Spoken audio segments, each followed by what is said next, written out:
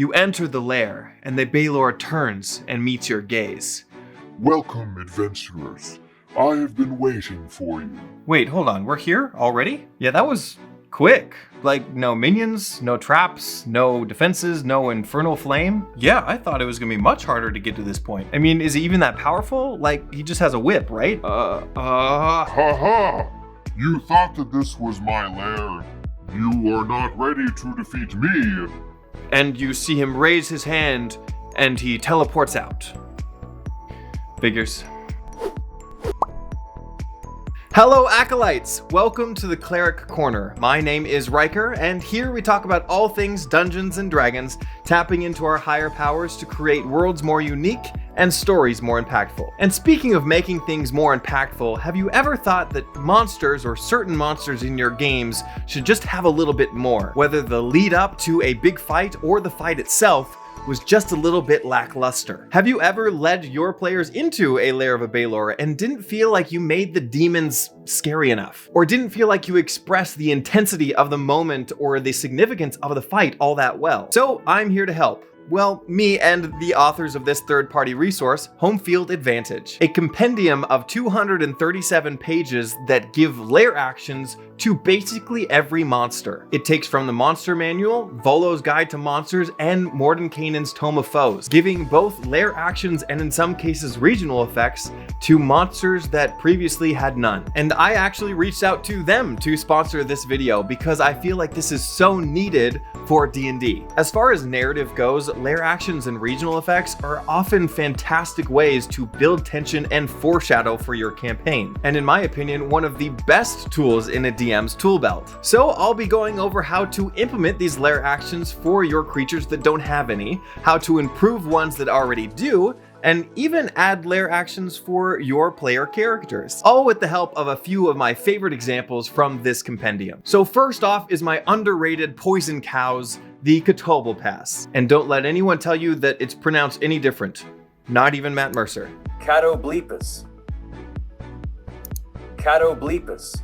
But originally in Catoblepas or Catoblepas' lore, it says that their territory is so loathsome and so vile that no adventurers ever want to traverse it. Their lore continues to say that they can make flesh rot with just a single look, and their habitat is just as fetid as they are. So my question is, where are the stats? Where are the regional effects that allow this stink of death to affect the region around it? It sounds like this creature is primed for a regional effect, but yet it has none. Now imagine your players do their own research and find these things out about the Catoblepas or Catoblepas, but then they traverse the swamp and suffer no ill effects whatsoever and don't experience the stink of death or vileness of this creature until they meet it and it attacks. It could be a little underwhelming. So let's look at what Home Field Advantage gives the Catoblepas and see the journey from a new player's perspective. First, we see that within 6 miles of this lair, the water itself needs to be purified at all times, and potions made anywhere in the vicinity just doesn't work. Then, any creature in this area for longer than a day contracts a disease,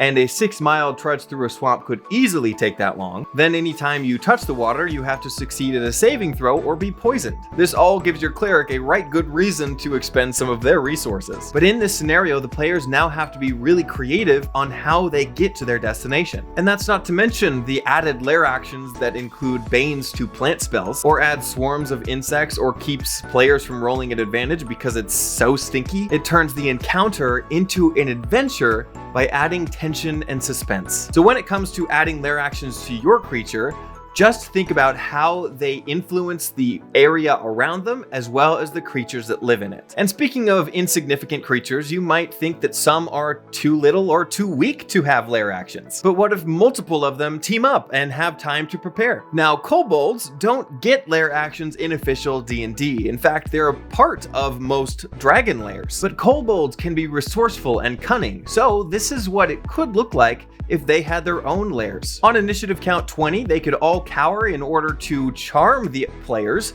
and make them vulnerable to attacks. They can move around familiar territory and lead them to traps. They can call for reinforcements or boost the ability of the group sorcerer. Or they can basically give out a bless spell with a battle cry, all adding to the narrative of a small but fierce kobold that needs to do something to survive in this world full of bigger, badder monsters. And I should mention that if you do want a copy of this compendium, again, flushing out lair actions for tons of monsters throughout 3 official D&D books, you can find an affiliate link in the description below, as I do benefit slightly monetarily if you do so. But $20 for a 237-page book of this caliber is a steal. And again, I reached out to them to make this video, so know that I think that this is a necessary boon for your D&D games. But also, if you like creativity and desire to make your world and characters more unique, consider subscribing to my channel. But getting back to it, let's now mention monsters that have already had lair actions that are now expanded upon in this book. Maybe you open up a monster and the lair actions are a little bit lackluster and not exactly what you're looking for. Or perhaps you're looking to add on the options that it already has.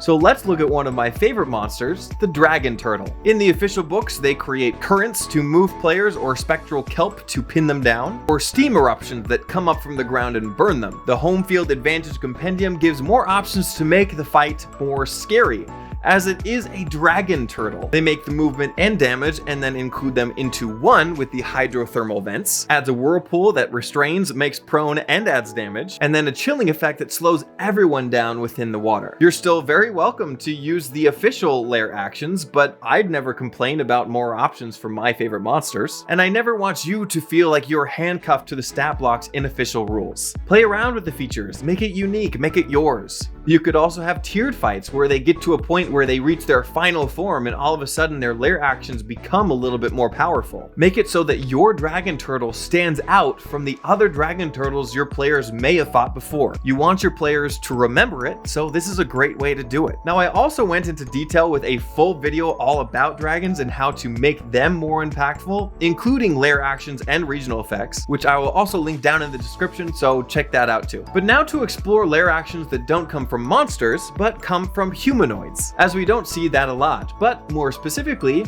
your local tavern bard. Let's say that you discovered a nasty plot and found out that the leader of this organization was the average bard that sings on Tuesdays down in the tavern. You confront them on their turf, the stage, and so of course they will have the home field advantage. The tavern is angled perfectly for the acoustics for his magic, magnifying their ability to cast dissonant whispers, make the players dance, or improve their taunts. I would even add one that if there is an audience, you could charm one of the audience members to fight for you. But they also have lair actions for a druid in the forest or a war priest at their own temple. But let's say that you don't like the druid's lair actions or wish to add regional effects. You can take a look at the dryad or the tree ant and literally copy paste. Don't be afraid to mix and match, again, making a fun and unique experience for your players. Now, another thing that I want to touch on is with all of these monsters and other humanoids getting all of these lair actions, your players might come up to you and say like, hey,